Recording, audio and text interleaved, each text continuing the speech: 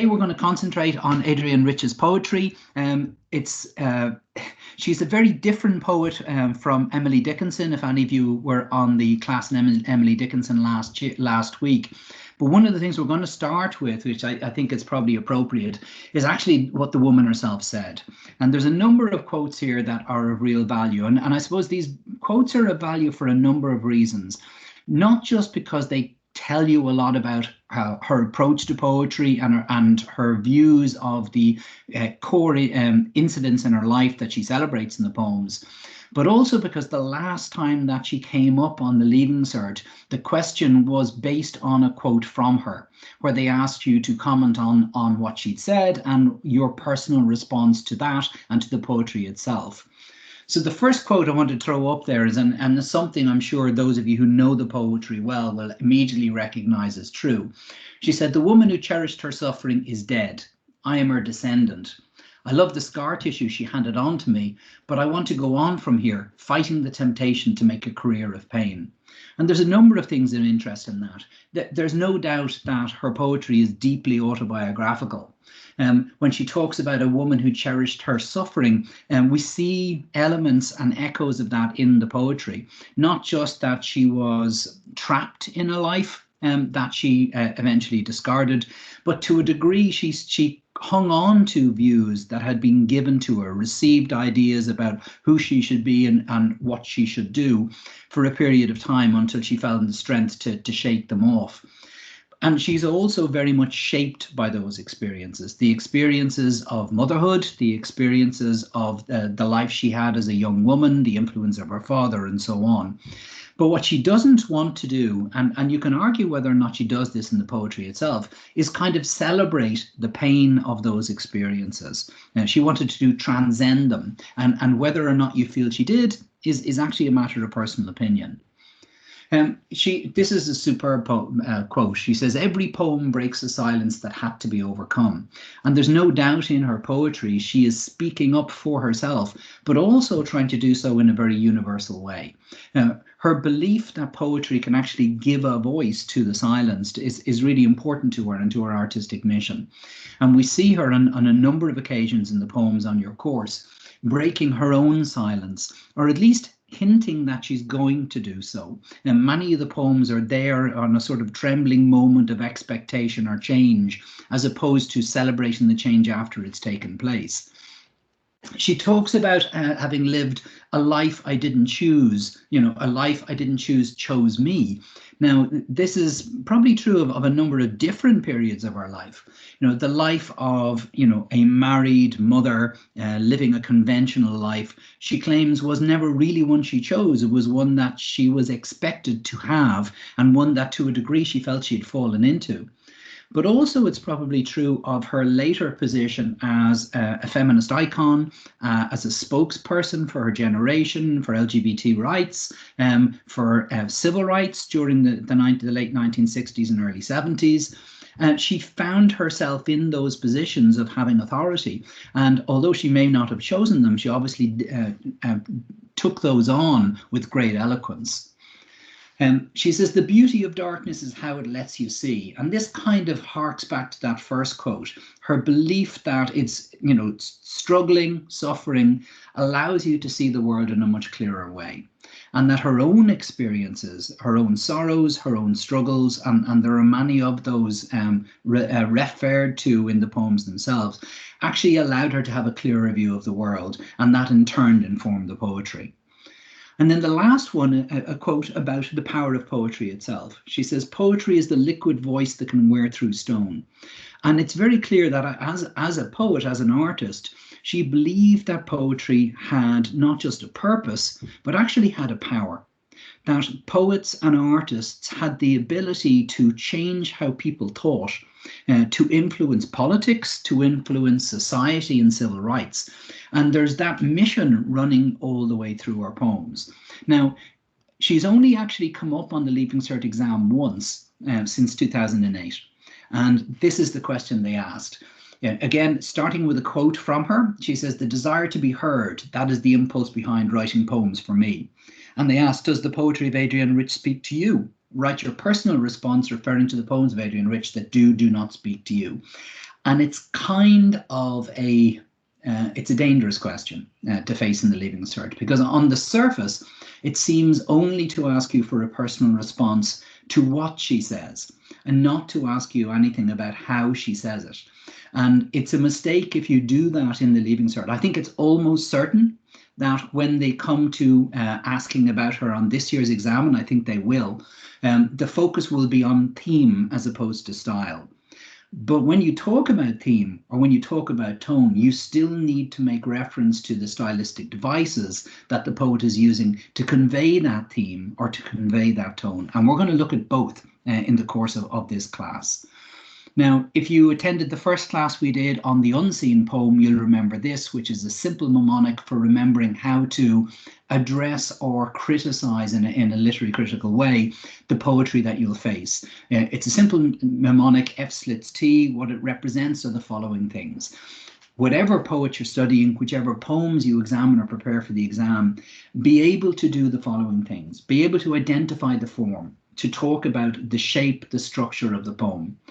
Be able to identify core sound effects, because not only do they help to control the flow or speed of the poem, but they are there to indicate mood. They are there also to draw emphasis to particular lines which are of greater importance perhaps than others. You need to be able to talk about Rich's language. And we're going to talk about that a little later, because the way in which she uses English is quite distinct. But that said, there are certain tropes or certain things that she does recurrently, which you can identify quite easily and which will be true of all of the poems. Imagery, again, it's very interesting in her poetry. She's not a huge fan of simile, much prefers to use metaphor and the weight and ambiguity of metaphor. But we're going to see again how that evolves over the course of the poems on your course and over the course of her poetic career. Tone, obviously really key with her, and we're going to see some of the stylistic devices she uses to create, her reflective or philosophical tone, that tone of voice, if you like, that runs through all of the poems.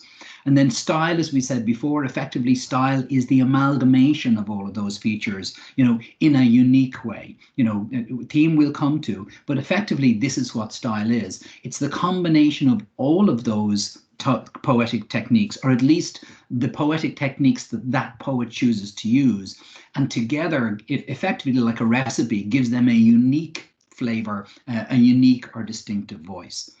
Now, in the class on unseen poem, we did touch upon Adrienne Rich when we looked at the earliest of the poems that are on your course, and Jennifer's Tiger. We talked about how The Road Not Taken by Robert Frost was a ballad, how Tintern Abbey by Wordsworth was a lyric, and we talked about Written in Blank Verse, and we talked about how, again, Adrienne Rich had used iambic pentameter 10-syllable lines with a stress upon every second syllable in writing her poem. Very conventional. And at that stage of her career, she was trying to write very conventional poetry, very much influenced by poets like Wordsworth and like Frost. But what we'll see as we go through the poems that we're going to discuss tonight, that changes and evolves quite dramatically. And it's very likely that you'll be asked about that evolution and the things that she began to introduce into her poetry that became distinctly her own. Now, with an autobiographical or confessional poet, very much the poems and the moments in her life behind those are really important. So what we're going to do in this class, given the amount of time we have, is we're going to look at 4. But we're going to look at them in order, the order in which they were written, going back to that first collection of poetry where Storm Warnings was included back in 1951, right up to From a Survivor in 1972. And we're going to look not only at how her themes develop and change as her life in turn changes, we're also going to look at how the style of her poetry evolves over that period as well. As I said, it is almost certain that if you have a question on Rich in the Leaving Cert, they will look at what she says much more than how she says it. But you still have to have an understanding of how the style helps to communicate those meanings or bring across those core messages. So we're going to start with Storm Warning from 1951, and I'll just take a minute to read it. Storm Warnings. The glass has been falling all the afternoon, and knowing better than the instrument what winds are walking overhead, What zone of grey unrest is moving across the land? I leave the book upon a pillowed chair and walk from window to closed window, watching boughs strain against the sky, and think again, as often when the air moves inwards towards a silent core of waiting, how, with a single purpose, time has travelled by secret currents of the undiscerned into this polar realm. Whether abroad and whether in my heart alike, come on, regardless of prediction. Between foreseeing and averting change lies all the mastery of elements which clocks and weather glasses cannot alter. Time in the hand is not control of time, nor shattered fragments of an instrument a proof against the wind. The wind will rise, we can only close the shutters. I draw the curtains as the sky goes black and set a match to candles sheathed in glass against the keyhole draught, the insistent whine of weather through the unsealed aperture. This is our sole defence against the season. These are the things we have learnt to do who live in troubled regions. Now, we're looking at a poem written by a young woman who was only 22 years old when this collection of poetry was published. She'd actually written the poem younger than that. This is a young woman born to intellectual parents, a Jewish father, a Protestant mother.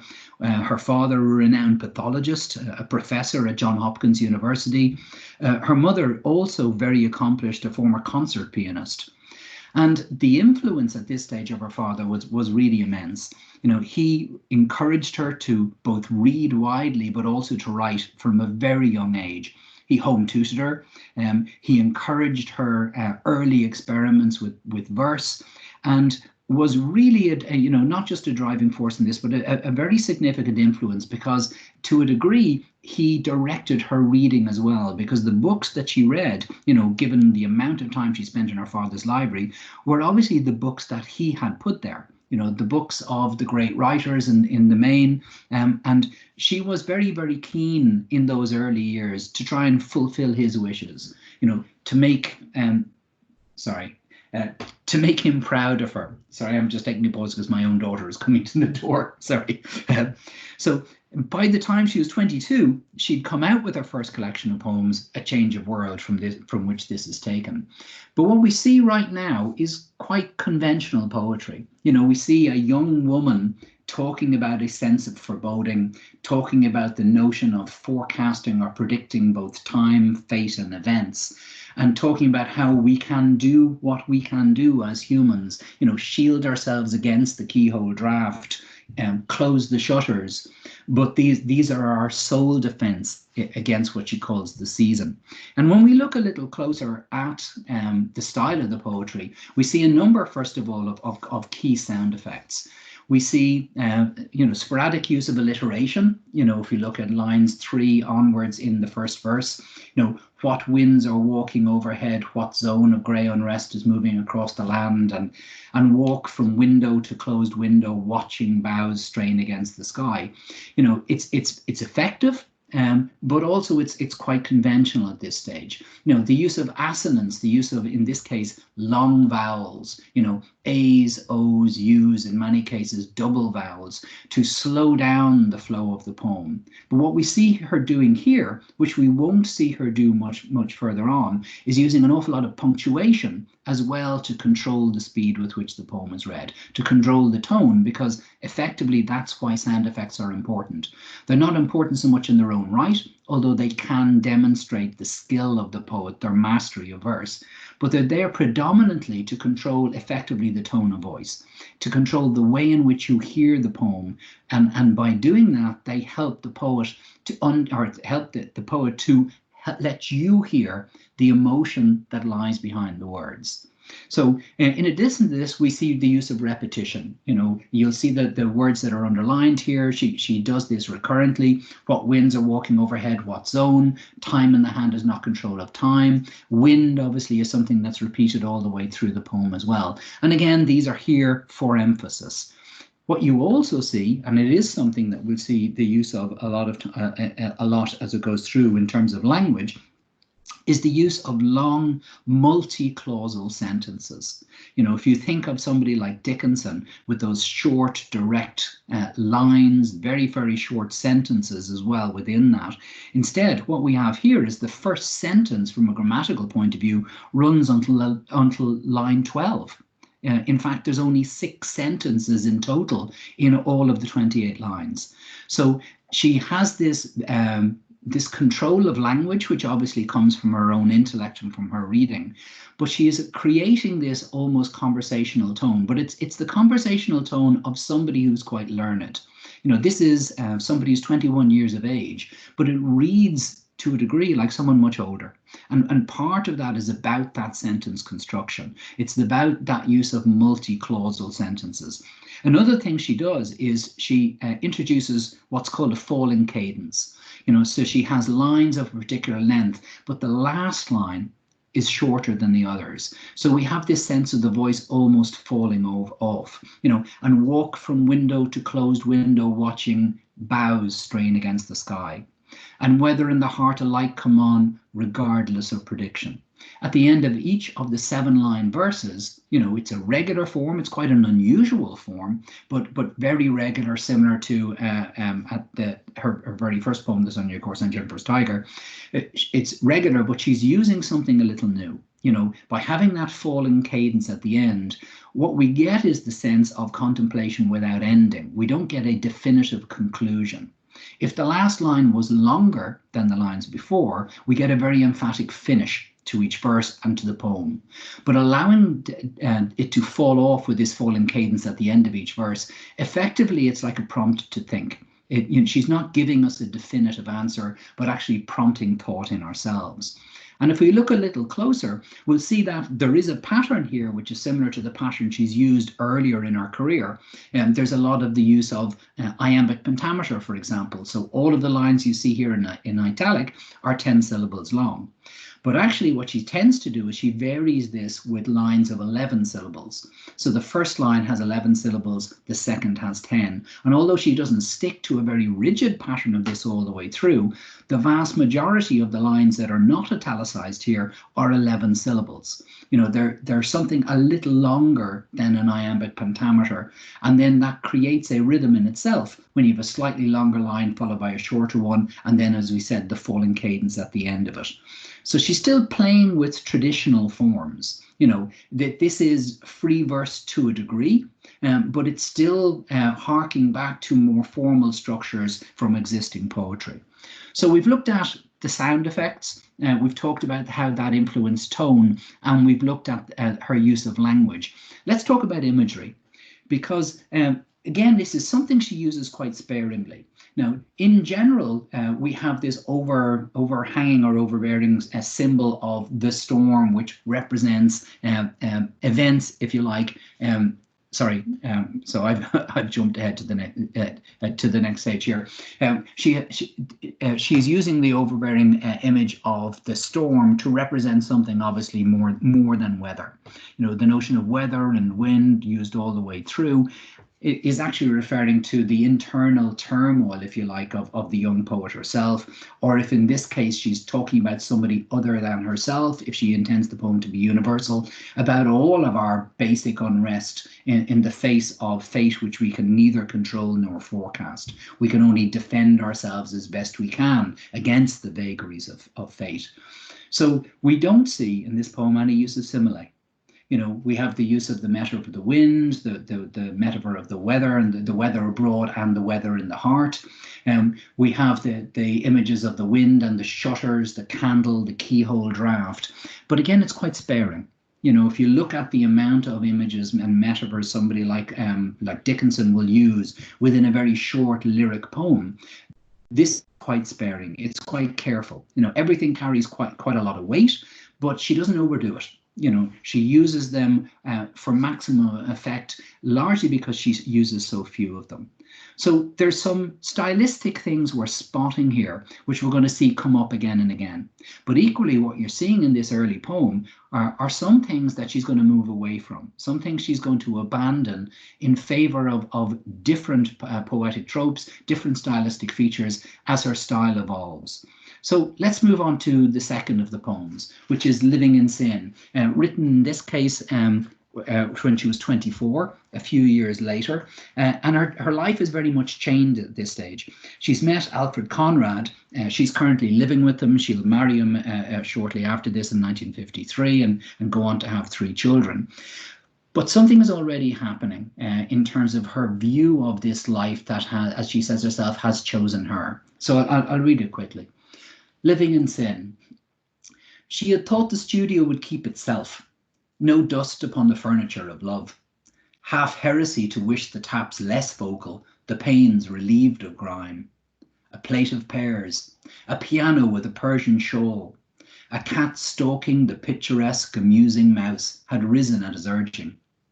Not that at 5 each separate stair would writhe under the milkman's tramp, that morning light so coldly would delineate the scraps of last night's cheese and 3 sepulchral bottles, that on the kitchen shelf among the saucers a pair of beetle eyes would fix her own, envoy from some village in the mouldings. Meanwhile he, with a yawn, sounded a dozen notes upon the keyboard, declared it out of tune, shrugged at the mirror, rubbed at his beard, went out for cigarettes, while she, jeered by the minor demons, pulled back the sheets and made the bed and found a towel to dust the tabletop and let the coffee pot boil over on the stove. By evening, she was back in love again, but not so wholly. But throughout the night, she woke sometimes to feel the daylight coming like a relentless milkman up the stairs. So we see that even in this early period of what would become her married life, her long relationship with Alfred Conrad, there's a sense of unease. There's a sense of something missing, something not being quite right, that this life in some way is not sufficient, it's not enough. And what she also does very, very effectively is she makes this contrast between what a life of this nature at this time is like for a woman and for a man. And that contrast is obviously something that informs not just her poetry, but very much her life. She was alive from a very early age to the disparity, the inequality that existed, not only in society, but in relationships between men and women. She talks about how the experience of motherhood was eventually to radicalize me. Well, she becomes radical in terms of her time later on when she rejects life of this nature, a gender-specific role of this nature. But even at this stage, even prior to motherhood, even prior to marriage, we see an uneasiness in her, a feeling that this is not quite right, this is not quite enough. And this is a poem that marks the beginning of that transformation.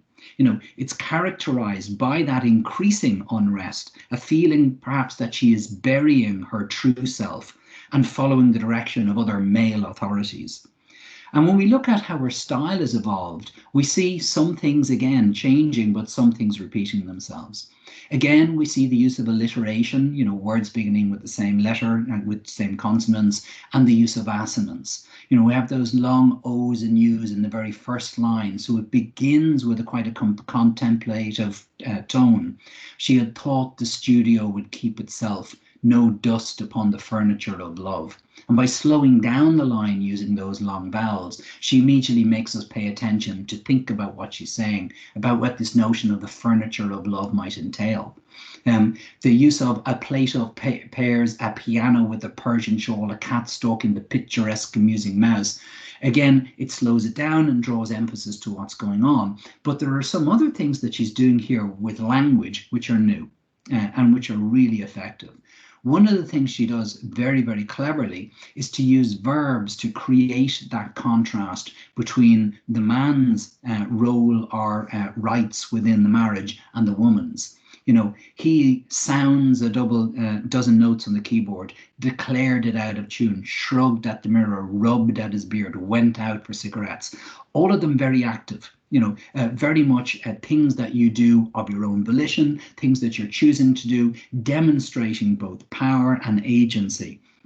While she is jeered by the minor demons, what she does is she pulls back the sheet and makes the bed, found a towel to dust the tabletop. All of those verbs suggest servitude. They suggest having to do work which you would rather not do. He's gone out for cigarettes at a very basic level, while she's staying behind to make the bed, clean up, and make the coffee. That slight sense of rebellion or unease is indicated by the fact that she lets the coffee pot boil over. She doesn't say whether she does it deliberately or not, but one way or the other, there's a sense of unease in here. So that use of verbs is something that you would be expected to draw attention to, because it's again a sign of her evolving use of language. Another thing we see her do here, and becomes a very key feature of her style, is the use of an unusual and inverted syntax. And this becomes very much a signature of her style. In other words, the way she constructs the sentences is different. She deliberately inverts clauses. So, for example, you get lines like, "half heresy to wish the taps less vocal." The inversion of the order of the words deliberately for effect. "That morning light so coldly would delineate the scraps of last night's cheese." Rather than saying that morning light would delineate the scraps of last night's cheese so coldly, she inverts, and it does draw attention. It does make you read it in a new way. "That on the kitchen shelf among the saucers a pair of beetle eyes would fix her own." Or, "while she, jeered by the minor demons, pulled back the sheet." Again, that inverted syntax really helps to draw attention. And at the end, the quite dramatic thing, by evening she was back in love again, though not so wholly. The suggestion that love is already being eroded, and that suggestion underlined by the way in which he's using language here. And then when we look at imagery, again, what we see is it's quite sparing. In this instance, we do have the use of a simile, and it's quite a dramatic one because it's used to end the poem. She ends at the end, "By evening she was back in love again, though not so wholly, but throughout the night she woke sometimes to feel the daylight coming like a relentless milkman up the stairs," referring back to that image of the milkman's tramp, the metaphor that she'd used earlier on. Or the power that's there, in the notion of the furniture of love, which at one sense talks about how love is furnished by everyday items, ways in which we demonstrate that we're building a home together. And bear in mind, she's in the early stages of doing this. She is, to use the parlance of the time, living in sin as opposed to marriage. But equally, it's a talk about the everyday. It's the notion, as we'll see later on, that to a degree she is the servant of the furniture.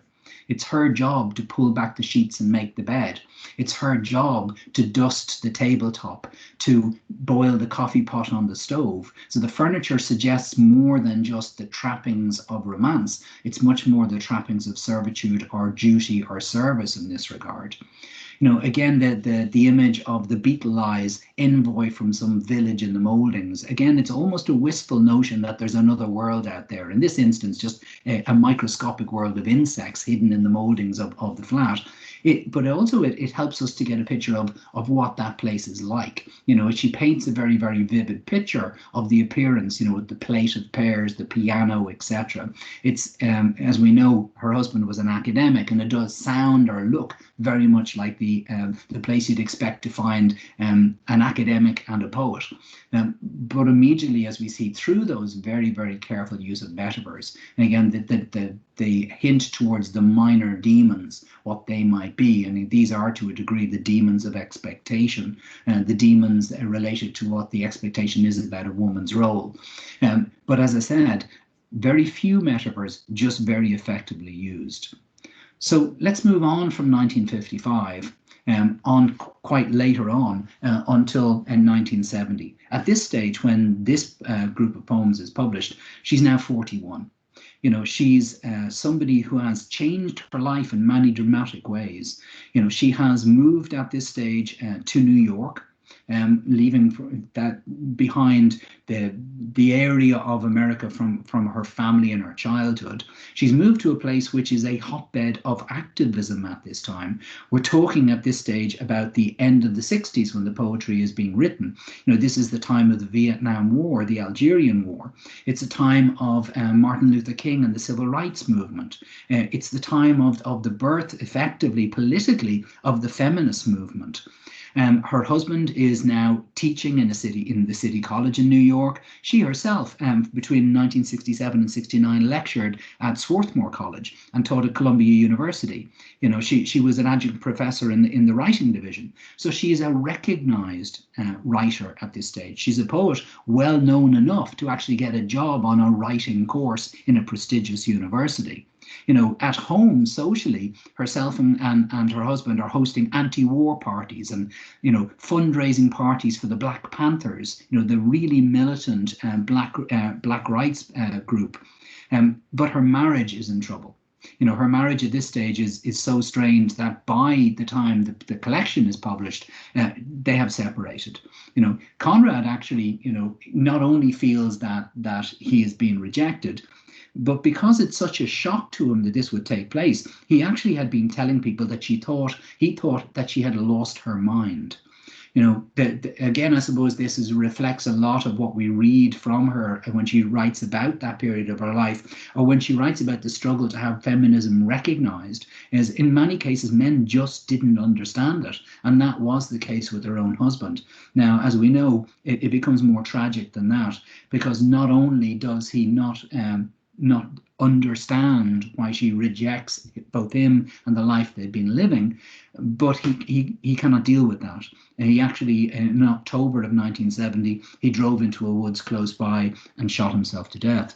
Committing suicide is the ultimate rejection, if you like, in this instance, and partly because he couldn't deal with the rejection she'd made of their life, or what she saw as the lie that their life entailed.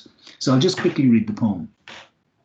Our whole life a translation, the permissible fibs, and now a knot of lies eating at itself to get undone.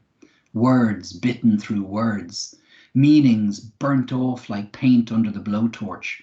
All those dead letters rendered into the oppressor's language, trying to tell the doctor where it hurts, like the Algerian who walked from his village, burning, his whole body a cloud of pain, and there are no words for this except himself. It's a poem about, to a degree, the failures of language, the inability of words to fully express what we're feeling, what we believe. She talks about life being a translation. It's as if everyone we hear talking to us, we're getting a partial translation of what they really mean to say. And within that, within the constraints or failures of language, there's this notion of permissible fibs. There are things that we let go. There are lies that effectively words are allowed to tell. But sometimes you get a knot of lies, trying desperately to undo itself. But the meanings don't get through. The meanings burnt off like paint under the blowtorch. And the use of dead letters, the oppressor's language. Again, in most readings of the poem, this is read in terms of that feminist concept that the oppressor's language is the language of man, male language, male values forced upon women. But there is a broader meaning there as well. And then that final image taken from her experience of an involvement in protests against the Algerian war, of the Algerian walking from his village burning, his whole body a cloud of pain, and there are no words for this except himself. Now, there's an intimation there in the use of such a dramatic image that she herself is going through incredible pain because of her difficulty of expressing herself.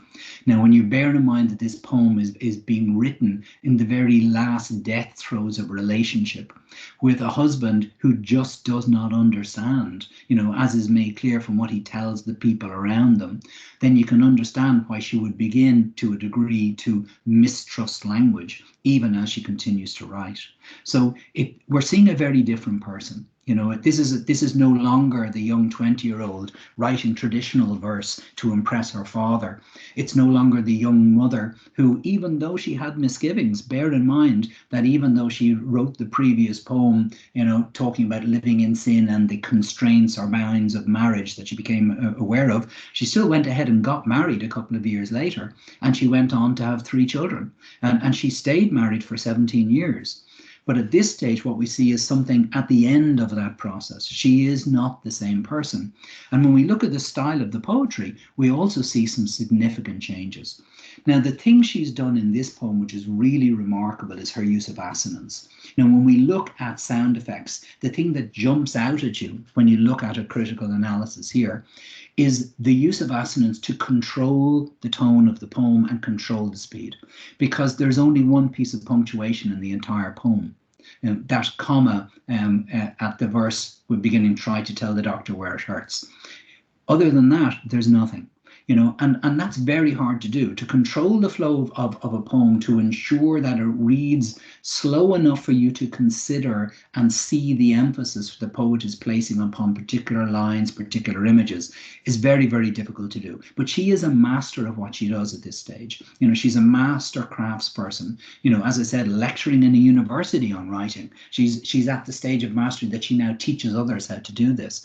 But this is something you should definitely point out. If you get a chance to talk about this poem in the exam, draw attention to this. It's really interesting. Those long O's all the way through and the U's that slow the poem down to such a significant level in the absence of the punctuation. The careful use of verse form as well.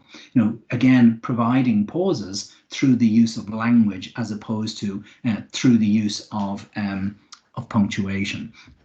And again, we have unusual syntax.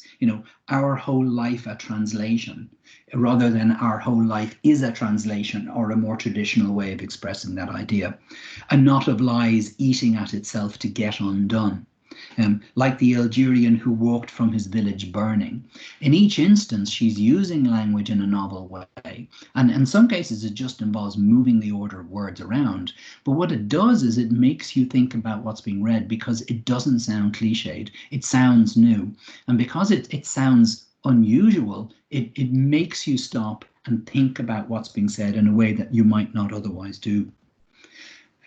And then when we look at the use of imagery, there's quite a lot, and again, this is quite unusual for her. But in this instance, the imagery is carrying a lot of weight.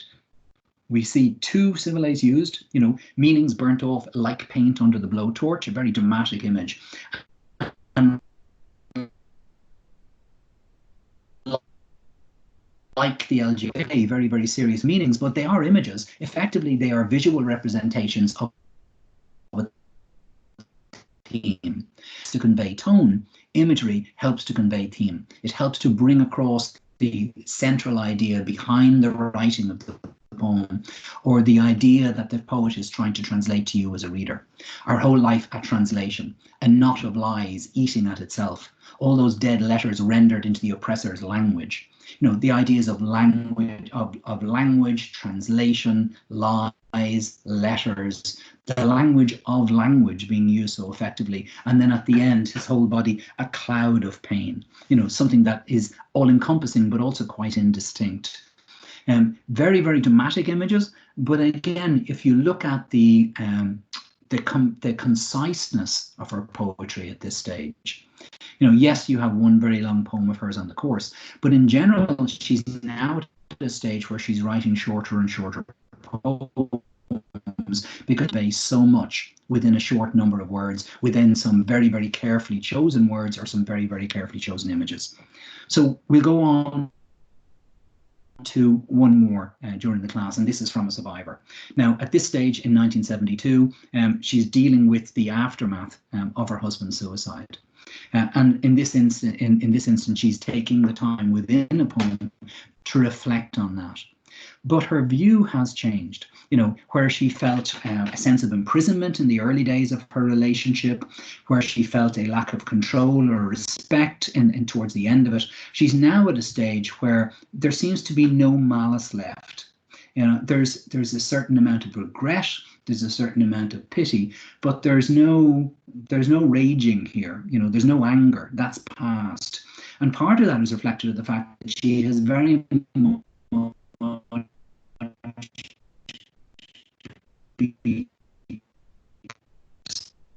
herself in the light life that she felt maybe had been denied her by convention, by society. And we know a few years later, she begins her partnership with the novelist and editor Michelle Cliff, which was a relationship that lasted right until her death.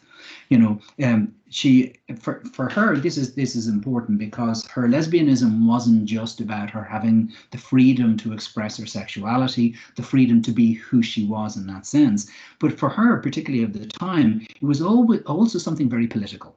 You know, because the rights of gay people were so subjugated, you know, it's probably the form of prejudice that has lasted longest in societies, and in many societies still does. You know, the Russian Duma only a couple of years ago passed a law saying that there couldn't be a gay pride parade in Moscow, for many countries still, where to be gay is to submit yourself to a death sentence. So there's a political and everything that she writes at this stage. She is a political activist. She's somebody who is criticizing different forms of feminist identity as well, because she's so deeply imbued in that movement. But this is a stepping back. This is somebody who is very sure of their reputation as a poet, because at this stage she's won numerous awards, and she knows that effectively her position in the literary canon is guaranteed. It's a poem written from the perspectives of someone who is looking back rather than looking forward at this stage, looking back at the things that she has managed to achieve, and thinking about the sadness that, you know, her ex-husband wasn't able to come along on that journey with her, wasn't able to experience that same transformation, that same freedom, that in the early days she felt that they both would have arrived at. And even during the bitter times of the breakup of their marriage, there was that notion that they would both move on. So I'll read it quickly. From a Survive. The pact that we made was the ordinary pact of men and women in those days. I don't know who we thought we were, that our personalities could resist the failures of the race. Lucky or unlucky, we didn't know the race had failures of that order, and that we were going to share them. Like everybody else, we thought of ourselves as special. Your body is as vivid to me as it ever was. Even more, since my feeling for it is clearer. I know what it could and could not do. It is no longer the body of a god or anything with power over my life. Next year, it would have been 20 years, and you are wastefully dead, who might have made the leap we talked too late of making, which I live now, not as a leap, but a succession of brief, amazing moments, each one making possible the next. Now, it's a reflective poem. It's a poem effectively addressed to an ex-husband who committed suicide, somebody who didn't come along with her. The bitterness is gone, but there's also in the poem a celebration of what she has managed to achieve. You know, when she talks about having made the leap, you know, and that it's not just a single leap, a single bound, but a succession of brief, amazing movements, each one making possible the next. She has moved forward and forward in degrees, and each, you know, step forward in freedom, allowing a further step to be made. She's on a journey towards more than just equality from a societal point of view. She's on a journey, continuing journey towards being herself, being in a relationship that is giving her what her previous relationship did not. So it's probably the most quoted of her poems, and I think it's something quite beautiful in that it's looking back at somebody with whom she had lived a life, and for a long time. You know, she's when she writes this poem, she said it would have been 20 years that they'd been together, but he is wastefully dead, that there was no need for that. You know, she has this belief that had things only progressed a little further, had he managed to deal with what was happening between them and what was happening in his own life and career at the time, he would have overcome that. Like her, he would have moved forward and may himself have been having amazing movements forward in his own life. So very, very reflective, very, very compassionate, which is something that is relatively new in terms of the poems that are on your course. And it's not about her. Effectively, at the end, she talks about the contrast between herself and him.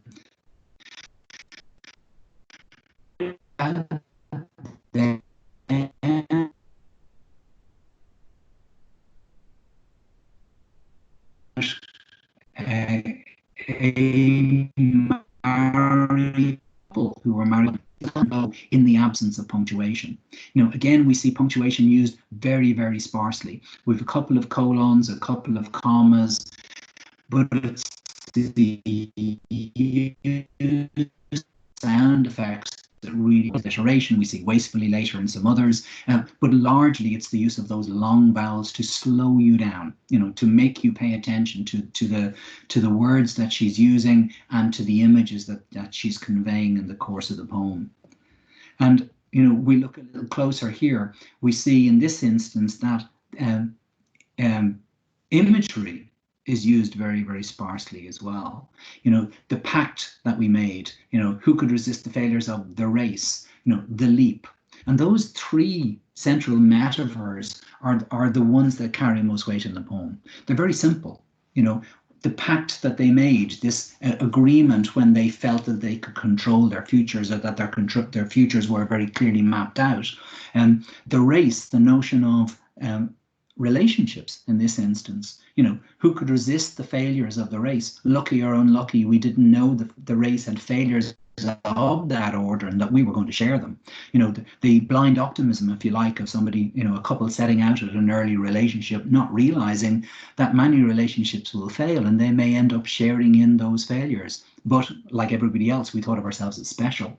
The leap that the metaphor she uses here to talk about how you can escape that, how you can move forward, the ability to jump out of a set of conditions or expectations, even times of misery or difficulty, to move forward and to move on to something else.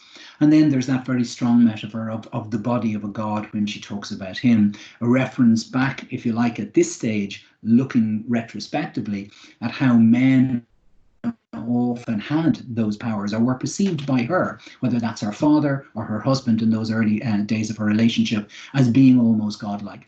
Not in terms of being like deities, but in terms of having the power. And the use of a god here without a capitalization, in a way sort of indicating where she is now in terms of her thought. What we also see at this stage is her verse is truly free verse. She's established a style at this stage which doesn't need to be adorned. She has complete mastery over use of language. The formal style, whether, things we've seen earlier with that use of iambic pentameter or verses with set numbers of lines, all that is long abandoned.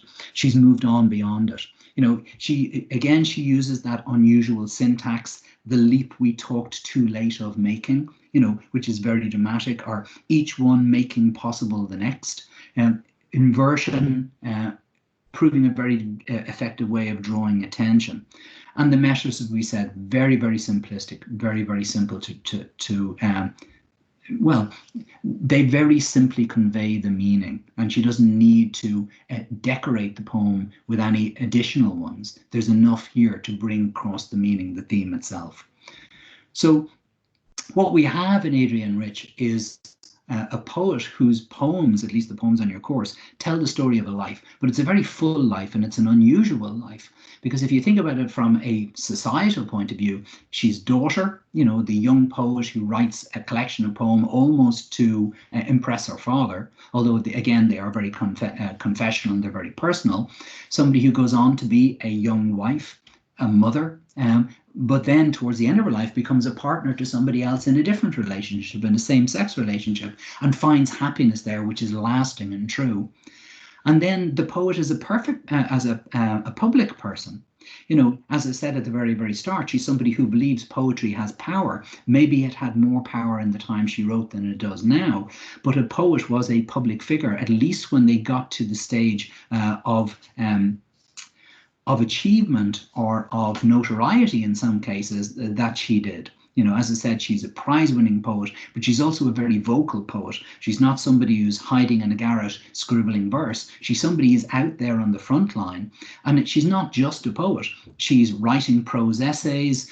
She's very active in the civil rights movement, the anti-war movement. And as time goes on, she becomes even more of a political figurehead. She rejects an award from President Clinton because of her objection to some of his policies. And that makes news. She's somebody who's capable of being a very, very a very powerful public figure by the end of her life. And largely her reputation is based on what she has done herself, on the things that she has overcome, on the way in which in the course of her poetry, in the course of her life, she becomes herself through her own actions, through her own agency. You know, nobody takes her from one place to another and imposes freedom upon her or gifts it to her. She's somebody who struggles and achieves those things on her own by considering, by questioning, by dissenting, you know, by rejecting established views all the way through. You know, she says in one of her essays, I began as an American optimist, albeit a critical one, formed by our racial legacy and by the Vietnam War. I became an American skeptic. You know, and we see that skepticism certainly in her political writing and her prose, but it's to inform. So when we look at Rich, again, you know, just to return to this, if you can identify these features of style, then you are much better informed to talk about the things they're likely to ask you about.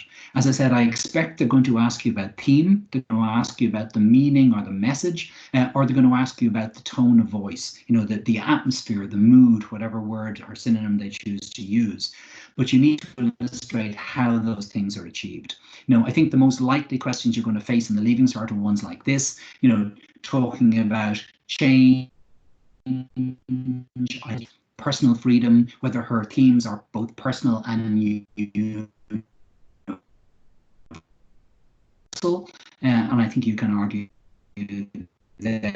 they are, certainly in terms of female experience, you know, and if you look at the style, the things that sort of jump out and the things we've illustrated today are the use of imagery, very sparing, the use of sound, and the mastery that she demonstrates as she progresses through her poetic career, and the use of language, things like that very effective inversion of syntax that you see running through the poems.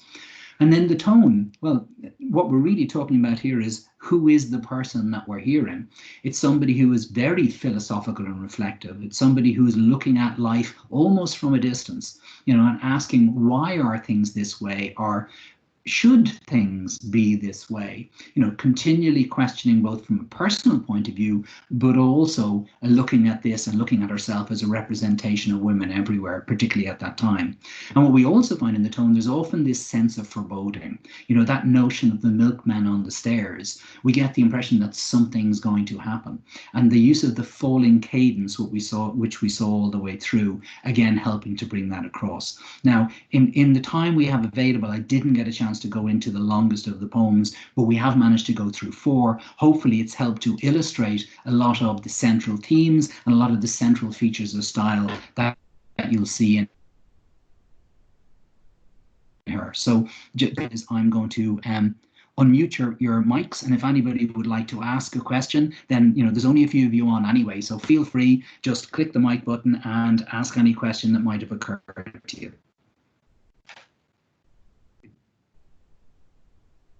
And I will pick on someone if nobody volunteers.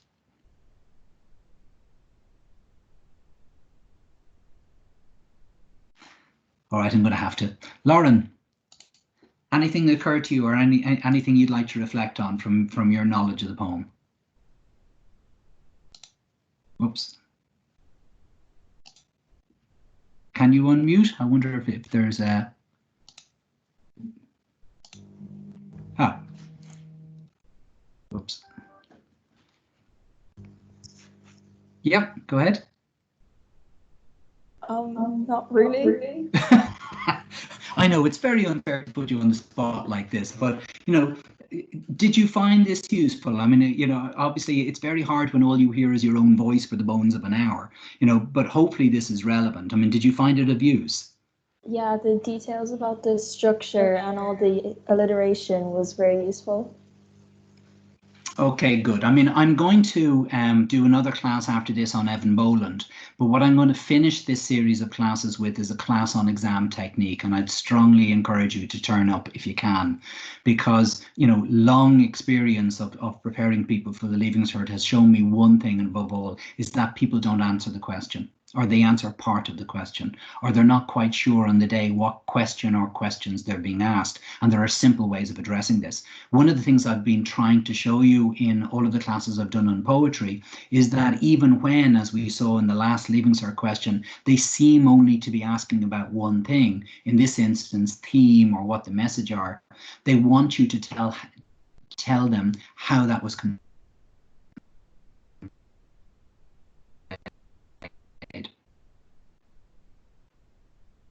How the theme was conveyed. Again, they expect that you'll illustrate how that tone is conveyed, which tends to bring you back to things like sound effects, punctuation, sentence structure, and things of that nature. So hopefully this has been of some value. And what I'm going to do is you know, as ever, I'm going to just finish with a reminder that stay safe. You know, I know you're still quite isolated. Thankfully, things are starting to change. My 80-year-old mother was finally allowed to leave the house after 6 weeks, and very happy to do so. Unfortunately, couldn't go to a pub. And then if you have any comments, please go to the website. If you have any suggestions, as I said, you know, I'd originally only intended to do 6 of these classes, but if there's something you'd really like me to cover, you know, and if I get time to do it, then pop in a comment and I'll see if that's possible. And then lastly, as I always say, look, I'm doing it for a reason. The reason why I'm giving the classes is I'm trying to raise some money for a loan. You know, even with some of the restrictions being lifted on older people, they're not getting any money on the street by shaking tins because nobody's there. And people are very, very slow to donate money to charities at the moment because they're genuinely worried for their own financial futures. So if any of these classes have been of use, raid your parents' piggy banks and go on to alone.ie. You can go to the website and buy one of the books, and again, all the money from that goes to a loan. So what I'm going to do, I'm going to end at that stage, but I'm going to leave the call still open, which means that if you haven't thought of a question when I put you on the spot, but you do think of a question you'd like to ask or a comment you'd like to pass on, you can use the comments section here just by clicking on the chat button. Or if you like, what you can do is just, again, go to the website and leave a comment there. And with that, I'll leave you. And as I said, next week, probably Wednesday again, it may change to Tuesday. I'll have to wait and see. What we'll be doing at that stage is the poetry of Evan Boland. I don't know how many of you on the call tonight are taking her as one of your central poems, but if you are, I'll talk to you then.